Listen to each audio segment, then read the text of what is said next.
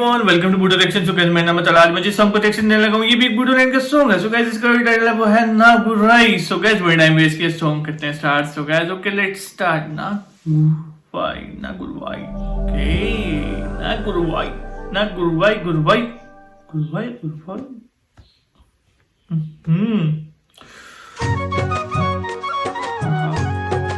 मुझे ऐसा लगता है कि ये बिल्कुल सिंपल सा सॉन्ग होने वाला है।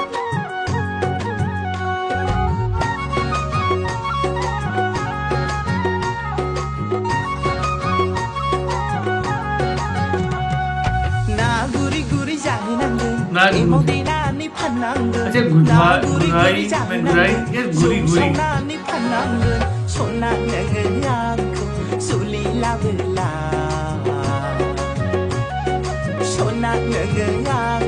संसार जाबोला सना नोङो आंखौ जुलि लाबोला सना नोङो आंजों संसार जाबोला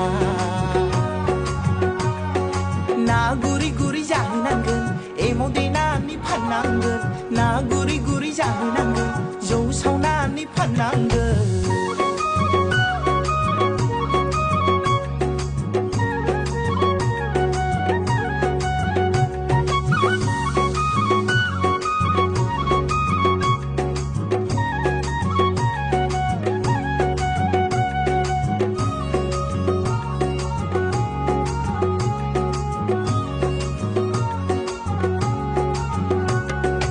आसार सावननि सान्दुं गोसायाव दुब्लि बारियाव माइ गायनांगोन आघन पुस दाननि गोजां बोथोराव दाउला गेसेरनाय समाव माइ सौनांगोन एम्फौ फिसिनाय इन्दि लुनाय रोंखाजोबनांगोन सना जि दानाय आगर एरनाय रोंखाजोबनांगोन नों आंजों संसार जाबोला सना नों जुलि लाबोला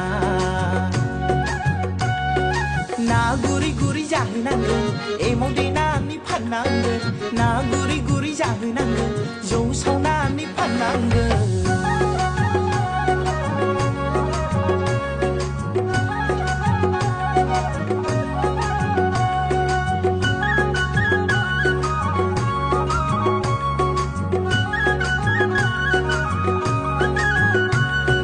गामि गफानि सेंग्रा गैया आंहारा थाखो थाखो दखना बायना होनो हाया सना रुफाजों साजायनो हानाय नङा सना गिजि गोबाय आंनि देरायाव बोरै दोननो सना साजालायाव गोग्लैनांगोन दुखु दाहाखौ सहायनांगोन साजालायाव गोग्लैनांगोन दुखु दाहाखौ सहायनांगोन ना गुरि गुरि जाहोनांगोन एमाव देनानै फाननांगोन ना गुरि गुरि जाहोनांगोन जौ सावनानै फाननांगोन सना नोङो आंखौ जुलि लाबोला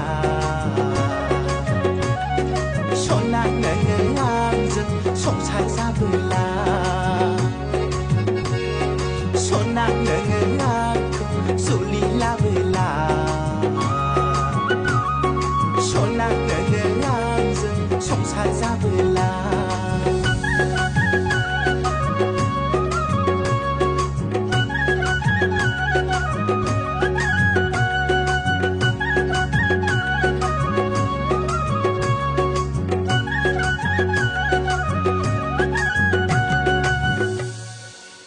ओके सो गाइस, सॉन्ग इज ओवर और सॉन्ग काफी अच्छा था। एक सिंपल सा सॉन्ग था।